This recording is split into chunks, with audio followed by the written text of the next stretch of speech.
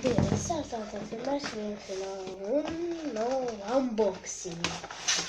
Astăzi vă prezint kendama. Asta e kendama mea, dar...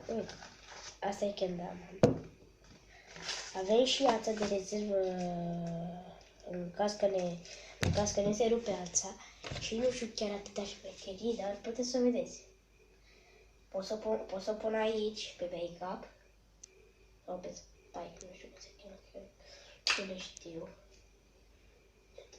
Multe șmecheri. Dar și să pun pe asta.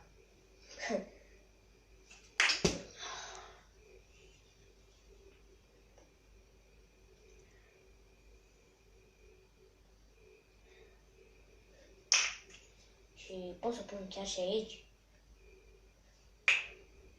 Vedeți?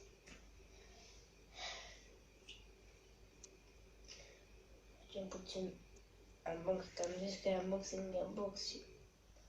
Deci că și puțin cu kendama.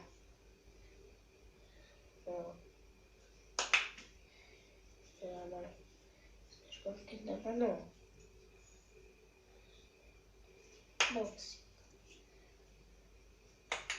Bun, și nu uitați să apăsați butonul de like în caz că nu vreți episoade.